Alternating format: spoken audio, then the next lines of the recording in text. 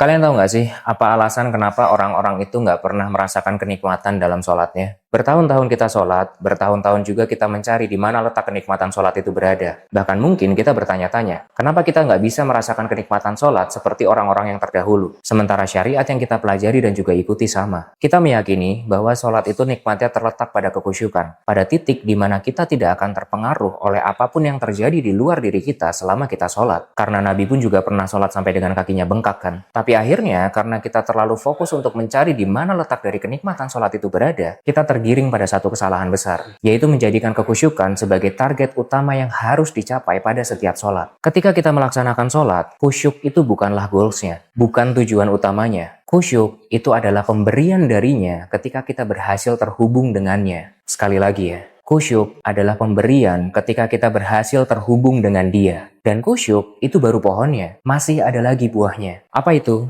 Ketenangan, kelapangan hati, ketundukan, dan kerendahan hati. Jadi yang perlu dikejar itu bukan khusyuknya, tapi keterhubungannya. Dan yang namanya keterhubungan itu pasti selalu dimulai dari perkenalan. Kita nggak mungkin kan bisa ngobrol nyaman dengan pasangan kita, dengan rekan kerja kita, atau bahkan dengan atasan kita kalau kita nggak mengenal mereka. Bahkan kalau chemistry di antara kita dan juga pasangan kita sudah terjalin dengan kuat, kita bisa berkomunikasi dengan pasangan kita tanpa melalui kata-kata. Cukup satu isyarat, cukup satu tatapan, kita sudah bisa memahami satu sama lain. Karena di sini yang menjadi jembatan antara kita dan juga pasangan kita itu bukan lagi cara komunikasi, tapi koneksi batin. Beberapa tahun yang lalu, saya pernah membaca satu kalimat yang sangat menggetarkan hati saya. Dan tiba-tiba saya teringat lagi oleh kalimat ini. Kalimatnya seperti ini. Bagaimana mungkin engkau mencarinya di waktu sholat, sementara di luar sholat engkau hidup seakan tanpa dia? Maka sekarang, mulailah untuk benar-benar mengenal Allah. Mulailah untuk mengenali wajahnya dalam setiap nafas kehidupan kita. Kenali bukan hanya lewat sholat, kenali bukan hanya lewat sujud, kenali lewat hidup. Saat kita bahagia, di situ ada Allah. Saat kita sedih, di situ ada Allah. Bahkan saat kita tidak sengaja bertemu dengan seseorang yang menggoreskan luka begitu dalam di dalam hidup kita, di situ pun ada Allah. Karena Allah yang kita jumpai dalam sholat adalah Allah yang sama, yang setiap hari memberikan izin terhadap setiap peristiwa yang kita jumpai dalam kehidupan kita sehari-hari.